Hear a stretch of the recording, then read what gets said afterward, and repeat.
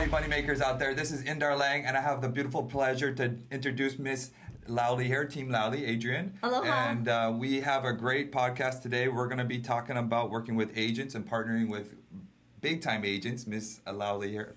I keep saying Miss Lally, but...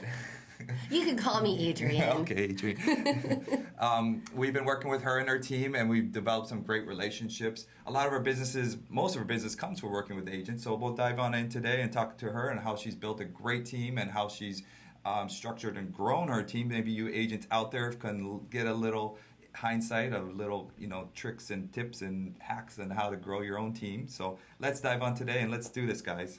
Just before we get started, I'd love it if you guys could subscribe below, and that way we can reach more people and just help people make their money work for them in any different way we can. Thank you guys, and let's get started in today's content. Well, thanks for having me. Yes. I heard I'm the very first in-person guest, so I felt so honored. Yes. So let's, a little bit of your background and who you are and what you've done and accomplished. Sure. Yep. So I grew up in the D.C. metro area, and high-level gymnast, level 10 gymnast. Oh, really? Yeah, practicing 4 or 5 hours a day, and I really was very passionate about, being a gymnast. Fast forward, I'm here in Hawaii because I ended up joining the military, and this was my first duty station. Mm-hmm.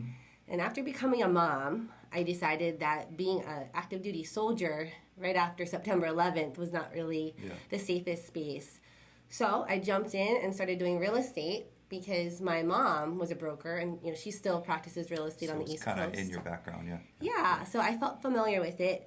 The other thing is that I bought my first home when I was 20, and I felt like, okay, if I can educate other young people, other young soldiers about the VA loan and how to invest in real estate, that would be a wonderful thing to do and just share my story. So that's kind of how I got started in the real estate.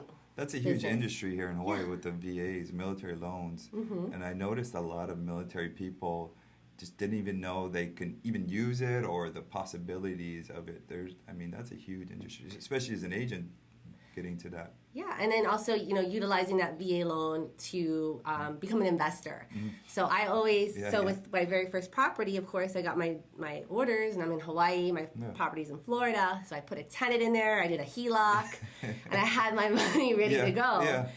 And, I'm like maybe 21, 22 years old, and I'm sharing this strategy with other, veterans and active duty people that they should be buying a property at every single duty station and then use their VA loan and throw a tenant in there. And wipe it out, refinance, and you can keep using it. Yes, exactly. I have a friend that did that. He had 6 of them. Mm-hmm. He would buy it with the VA for free, refinance, wipe it out, and then go and use the VA again and again. Yep, rinse and repeat. Yeah. Anyone who's listening, you can buy a house with a VA loan with no money. It's like owner-occupant financing. It's like you have to intend to live in the home for 12 months, and then you can put a tenant in. Yeah, it's like a free house. I think that's actually a great strategy even for people with however the market is, just to put offers sometimes with a VA loan, even put in over asking or whatever, because the VA loan's only going to fund whatever it appraises at. So that's right. So throw a crazy offer out there. Who cares? And a fun little fact too, I just learned that the funding fee has been back reduced. It had gone up for a while, and then now it's been reduced to 2.15%. Oh, jeez. Yeah, so that's good news for you VA loan buyers. It's the cheapest loan out there. You can't beat it. Yeah. Thank you for your service, of course, too. But so you started real estate back in 2011, but you didn't build a big team off the bat, of course. You took some time and well, I got my license in 2004. Oh, 4, yeah. Yep. And then I quickly realized that I was not good at a lot of things. Yeah. And probably one of my 4th or 5th clients, I noticed she was super organized. Yeah. And I was like, can you just help me with my paperwork? And so I started hiring my clients that had there was no TCs back then. There were TCs. Escrow was legally allowed to help us back then in those days. Yeah. But this woman, she got me all organized, and then she was like, I want to be an agent. I said, fine, I will teach you, but you need to find your replacement. You got to keep us all organized. Oh, jeez. So it was just a very casual... You were already building a team from the start, yeah. Yeah, because there's things that I'm good at and that I like to do, and then there's things that I know that I'm not good at and I shouldn't be doing. Yeah. So you built a guy. So what's your team look like now today? So we've got about 10 agents. Yeah. And then we've got about 10 admin, and 8 of those admin are virtual assistants that are in the Philippines, and they do anything that can be done on the computer or a phone. You have a virtual assistant admin that's been with you for a long time, correct? I mean, she's been with us, I want to say like 12 years. Yeah. She's amazing, right? She does everything for me, not just like business stuff. It's like, I need help. Like, can you make sure my kids all have their dentist appointment scheduled? Like, got to make sure she follows up even with the emails and everything when we're communicating a lot of the emails. So I see her in all our email chains. Yeah, she's amazing. Yeah. Everyone needs a Renee, is what I say. Yeah. We got a couple of VAs too overseas, and they're great, and they're amazing at what they do. They work hard. They have really hard work ethic too. Your VA is Philippine too, right? Yeah, our whole team is in the Philippines, and we recently went to go visit them back in October. It was for the first time that we were ever able to meet our team, and it was just an amazing experience to learn about the culture, to see where they live, and just to pour into them in person. Because, I mean, they join us on the Zooms, and we talk to them on the phone, but just to, like, be there in person and be able to, like, train with them and eat with them and play games and just, just connect. Like, I think that really made the team even stronger. Yeah, of course. That's so important to bond with the team. I struggled that early on myself because I was more in the construction side of business. And construction side, you don't want to bond too much with construction guys. Office people, you do, but construction guys, because kind of... What do they do? What do the construction guys? Hire them a lot. It's a volatile. They're not really workers. It's more of a 1099 worker. Okay. You often will change and find a new one, so you don't want to be too close in that world. So there's like 2 different worlds I juggle here. So we have our office staff and our team where we have a close relationship, but the construction guys, they kind of cycle in and out. Yeah, you have to keep an arm's distance. Unless you find a really good one, and then you want to build the relationship with them. Well, you do. That's our contractor's background. So, but they have a lifespan, a lot of them, because you build this machine, you build this animal, and in 3, 4, 5 years they have this huge staff and office, and now you can't afford them anymore most of the times because you built this animal. So, but a little off the topic.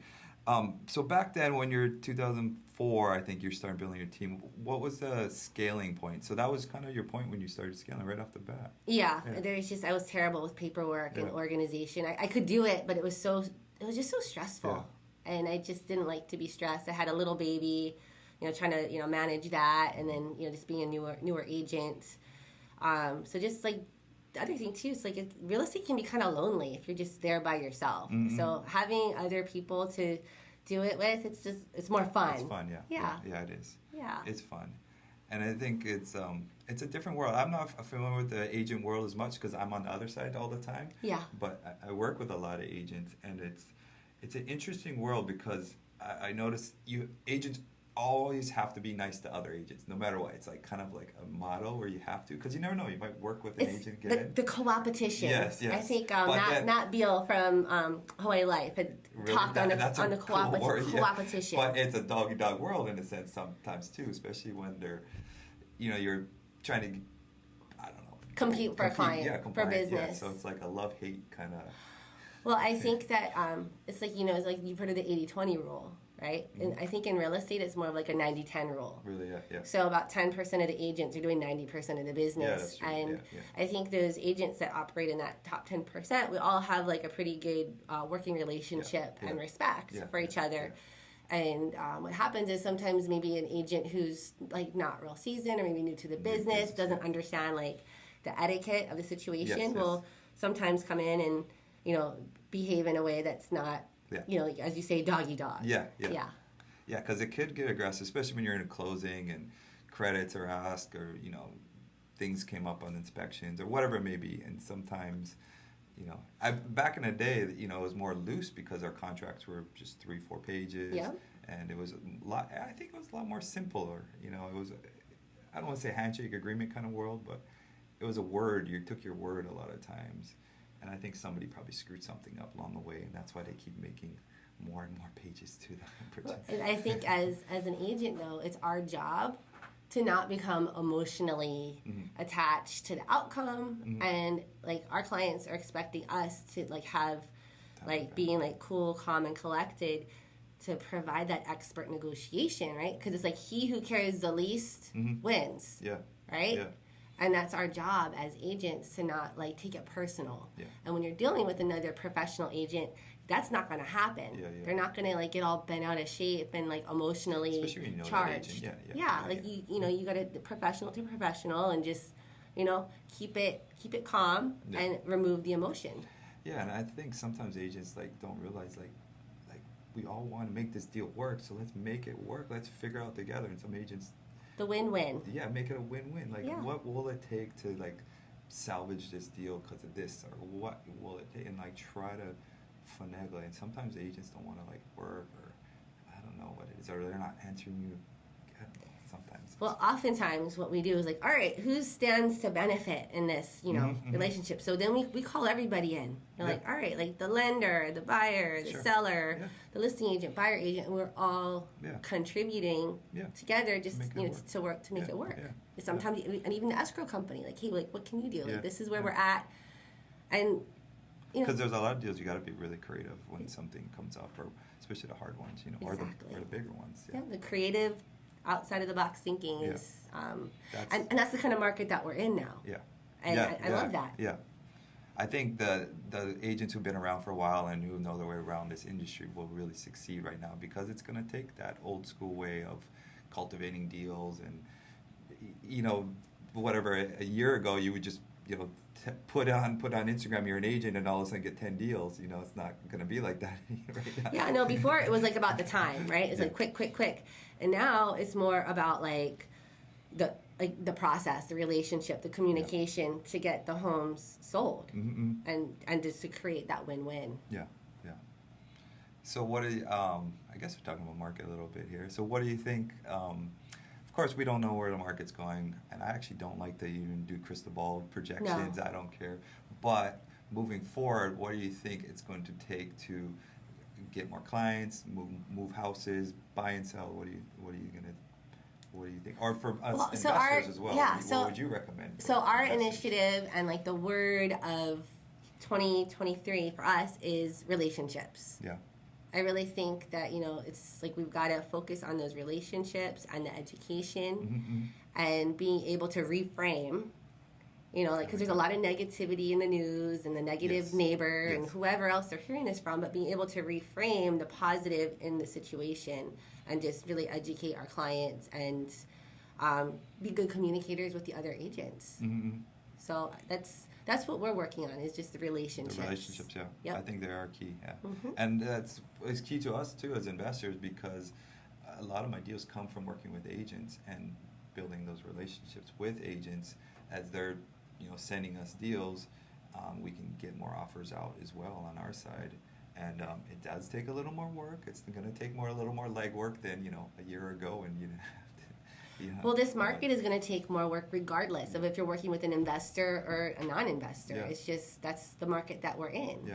And either you can, you know, take that opportunity and put that work into, you know, putting these offers in and building the relationship, or you can, you know, go do something else. I think people got spoiled in the last 2 years. Even selling a house, you know, you barely have to do an open house. You know, now we're going to sit and have open houses. And do marketing and network and, you know, talk about, like, the benefits and the possibilities. Yeah. It's just, it's different now. I noticed the sexiness now of even investing and flipping is kind of faded away, and the strong has only kind of hung on to where we're at now. But let's dive back into your team. I really like your team, and I like how you branded your team and just the energy you bring to your team. There's something about it, when you think about an agent and a team, you almost have like an energy or a emotion attached to it. I really like the emotion or energy somehow that you attach to your team with the funness of it all. You have a really tight team, which is pretty cool. And how'd you brand it? Well, I mean, we like to have fun. Yeah. Like, if you're not having fun, then, like, why are you doing it? Yeah. So, I mean, just because we like to have fun doesn't mean that we don't take our business seriously, but we do like to have fun together. We like having fun with our clients, with our, you know, other partners. We love to grow together. And, you know, the people that we've attracted to the team, they like to have fun and to grow and to learn. Yeah. But, like, taking it back a step, so, you know, I've got a partner, Attilio Leonardi, And he came on. He was my very first listing partner.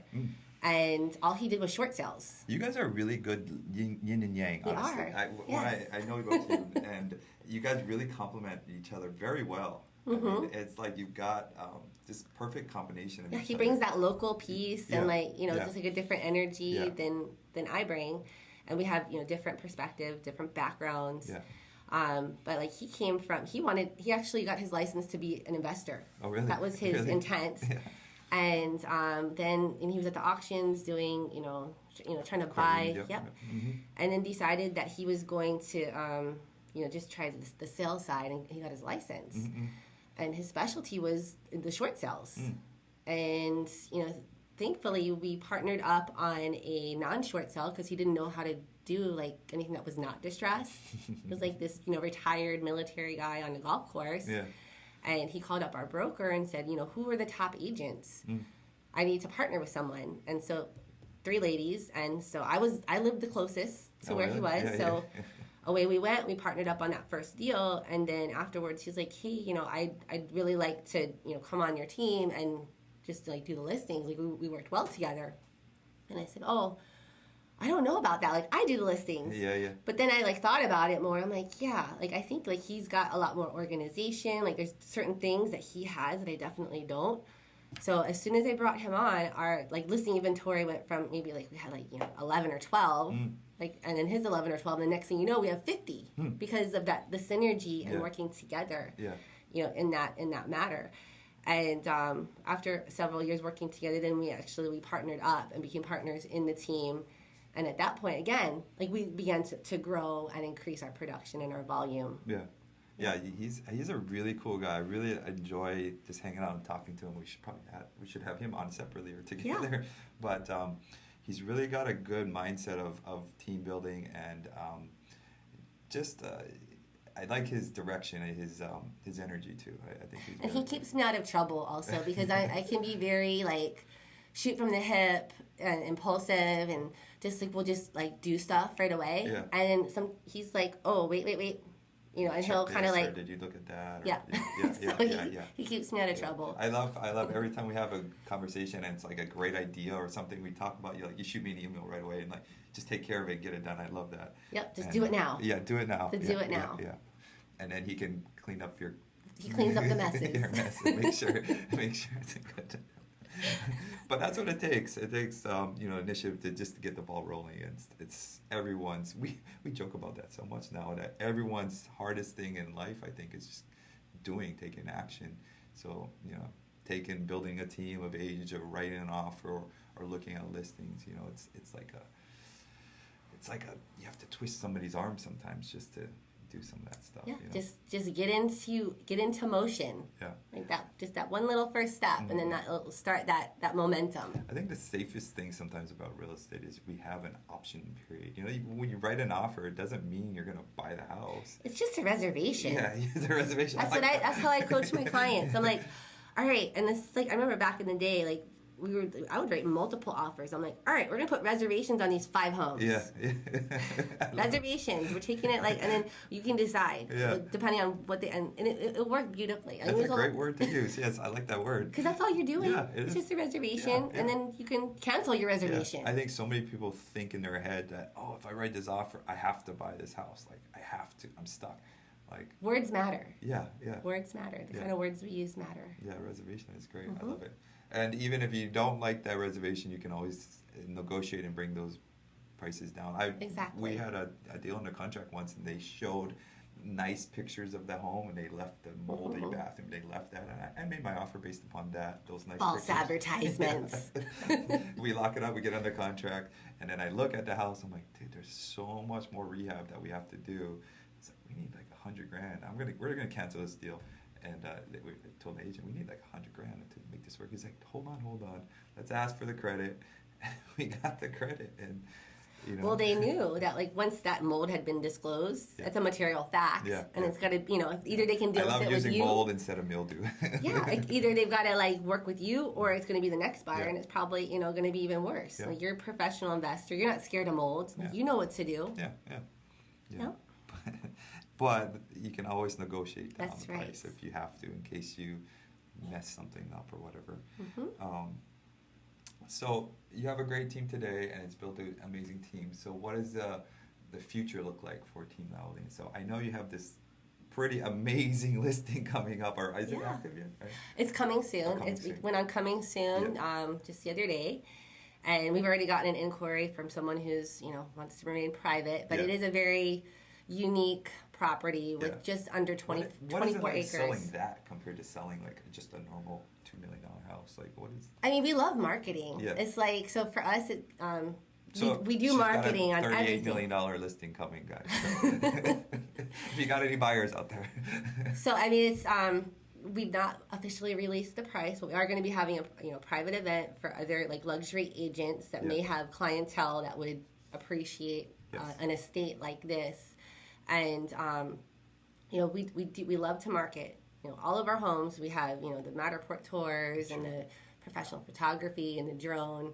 So like with this one, we went a step further because it's it's a different type of property. Yeah.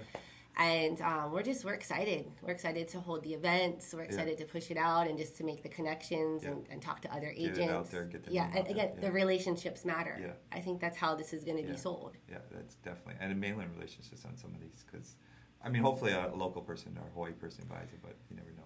Yeah, and the owner, he's a wonderful person. We've sold other homes for him. Oh, really?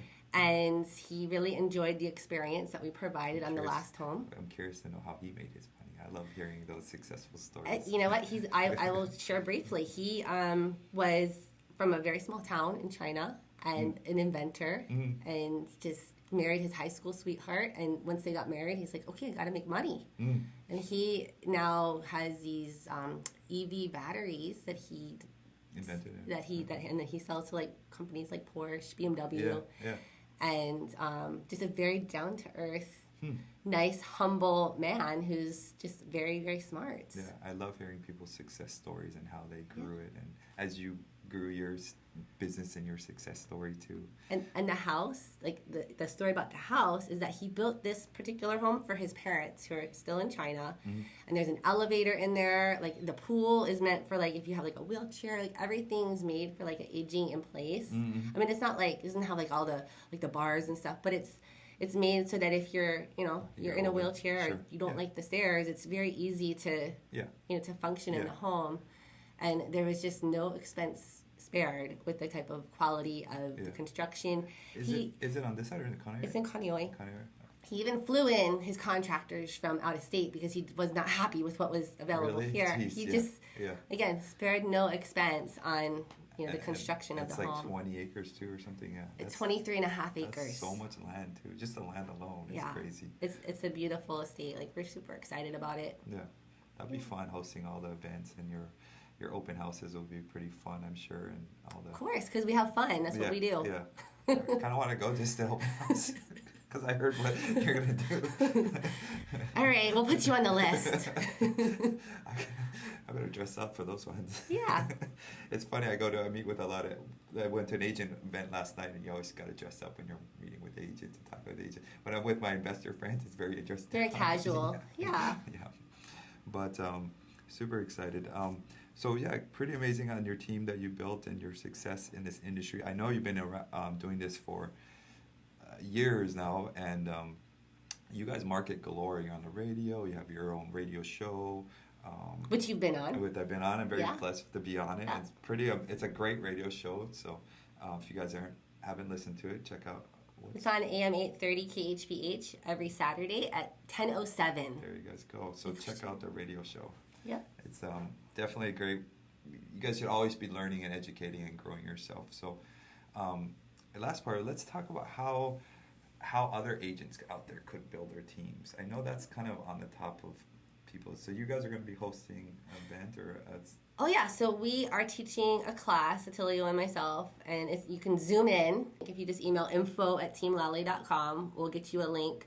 So we're going to be going over a strategy on leverage. So do more with less. Yeah.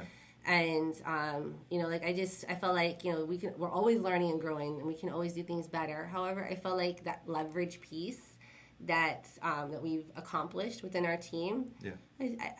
I I think we can share a thing or two, and especially for maybe a newer agent or even an independent agent that doesn't have any assistance yet, and just giving them some very basic steps on what things that they can do right now to free up more of their time. Sure. Because I mean, like you're working 10, 12 hours a day, 7 days a week.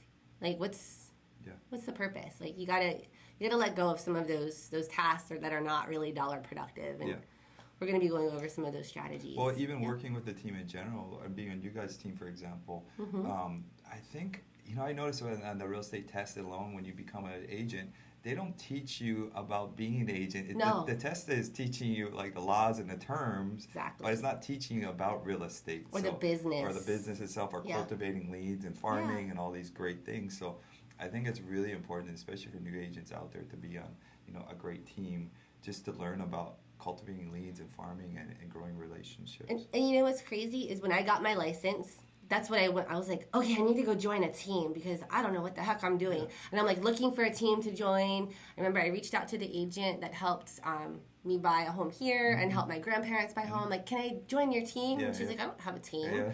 And she was all the way like in town. I'm at that time I was living in Mililani, but I'm like out like looking for a team that I can join. Yeah. This is back 2004. They didn't really have. There wasn't teams back then. That was not the way of doing business. For a while, there was no teams. No, it was just kind of far and few between. So, like, I think agents now, like, you guys really have it great because there's tons of teams and there's a lot of training and strategies to follow. Yep. Even whether it's like a smaller team or a partnership or a larger team, like, you've got a lot of different options. And just even having a team alone, you say you have a listing, hey, you can throw it out to my buyers, you have potential buyers for this listing, and just that team aspect of it all, and to sit in each other's open houses and like helping each other out. Like, we've got an agent right now. She's a newer agent. She's, 2-3 weeks in California and Mexico. I'm watching her cats, and then we have some other newer agents that are helping her with some showings. And yeah, because I love cats. I'm not like crazy cat lady, but I'm like just borderline because I do have 3 cats of my own, so I don't mind watching her. Oh, now you got a lot. Yeah, well, just for now, just for a couple weeks, and I'll do that for her. Yeah.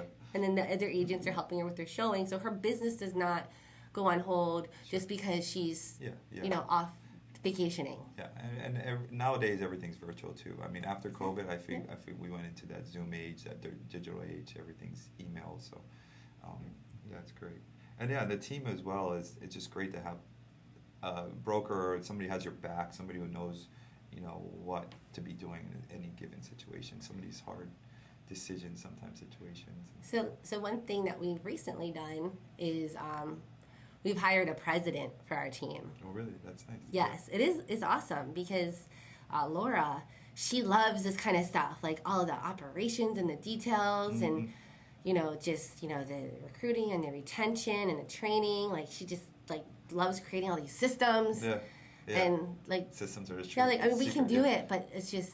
She's so much better at it than I am. So I'm so excited that she's there and she's going to, help us to become better and more efficient. And then Attilio and I can do what we're good at, which is, creating more relationships with people like you, Indar, and your partner, Jay, and just, doing other things that brings more business and credibility to to our team. Yeah, and having fun. And having fun too, like traveling and if you guys working don't follow her actually on Instagram, you should follow her just for watching all the fun stuff you guys do. You guys always are doing some kind of fun, crazy trip, and you're headed to Mexico next week. Yes, we're gonna be. I watch all your stuff. Even you're doing the pole classes. My pole class. Yeah, that's the hard workout. I'll tell you. That's great, but. So she's got an event coming up next week, Tuesday, guys. So check out her event. Is it Zoom or how would they find it? On Zoom, yeah. But you can email direct info@teamlally.com and we'll get you out a Zoom link and you can tune in and learn more about team building. It's a class on leverage. So maybe not necessarily, it could be a person, it could be like a piece of technology, but you're going to have a lot of great little nuggets that we'll be sharing so that you can start freeing up more of your time. We also have a question that was asked from some of our people out there, from Michelle. And how do we as home buyers keep calm during this crazy housing market? That's a question from Michelle. Well, I think that's it's a mindset. You should take a deep breath. Yeah. Do a little meditation. Yeah. Namaste.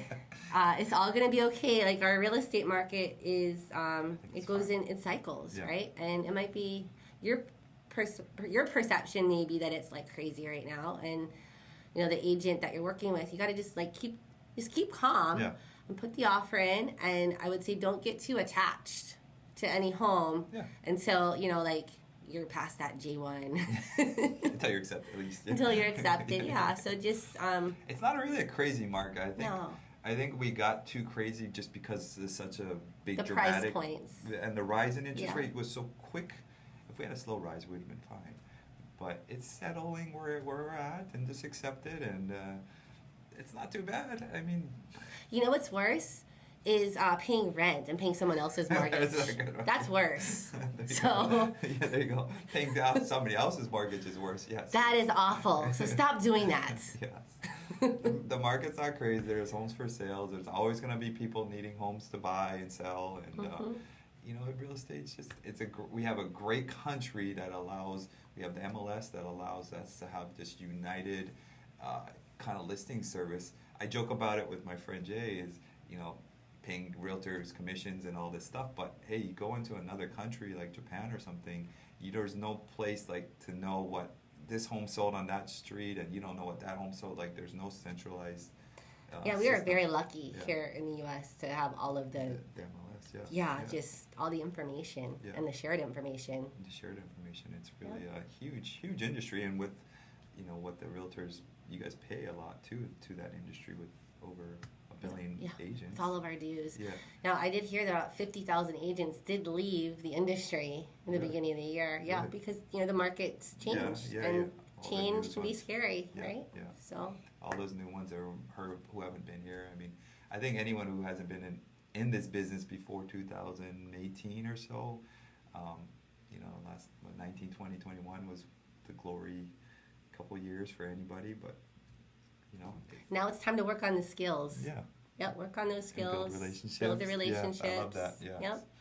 Go to work. I mean, it's not going to be easy, but there's deals, there's houses to buy, there's houses to be sold, and we always will need a house over our head. And just don't pay other people's rent. Pay your own. So. Well, unless you're an investor, then you want those renters in your rental properties. Yes, I do. Stay in my rental properties. Don't go anywhere. Right. Don't buy houses.